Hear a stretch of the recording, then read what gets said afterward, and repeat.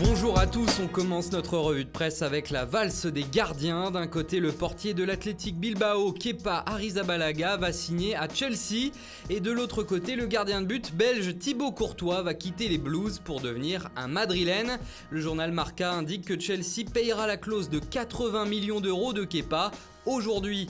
En Angleterre, ce transfert met le feu à toute la presse. Kepa Arrizabalaga fait la une partout, le Daily Express, le Daily Mirror ou encore le Daily Star. Il faut dire qu'avec ce prix de 80 millions d'euros, Chelsea va battre le record du gardien de but le plus cher de l'histoire. Il détrônera Alisson Becker, le portier brésilien a été recruté par Liverpool pour au moins 62,5 millions d'euros durant l'été. Au FC Barcelone, le mercato se précise pour deux dossiers. Selon le journal Sport, le club catalan va retenter de signer le jeune milieu de terrain de l'Ajax, Frenkie de Jong. On parle d'un prix de 50 millions d'euros.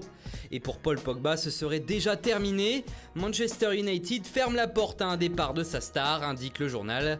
Pas si simple selon le Daily Mail en Angleterre, qui ajoute que Pogba serait déjà d'accord avec le Barça.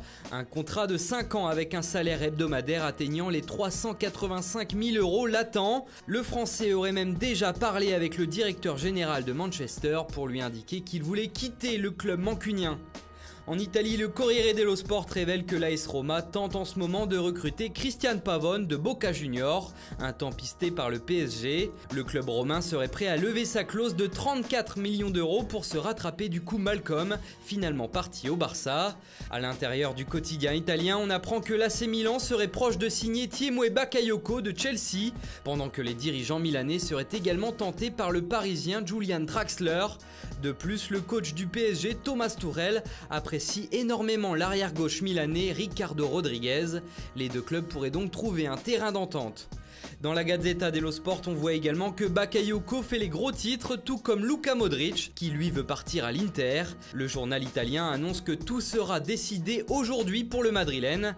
Au même moment, le média espagnol AS explique pourquoi le Croate veut partir du Real Madrid. Il veut gagner plus d'argent, tout simplement, 3 fois plus précisément. L'Inter lui propose un salaire de 19 millions d'euros net, alors qu'il gagne 6,5 millions en ce moment au Real Madrid, soit donc le triple de son salaire actuel.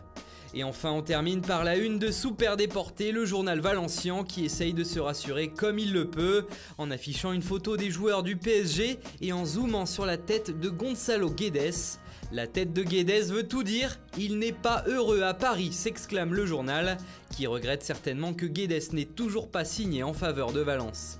Voilà, c'est tout pour aujourd'hui, bonne journée à tous, et on se retrouve très vite pour une nouvelle vidéo sur Foot Mercato.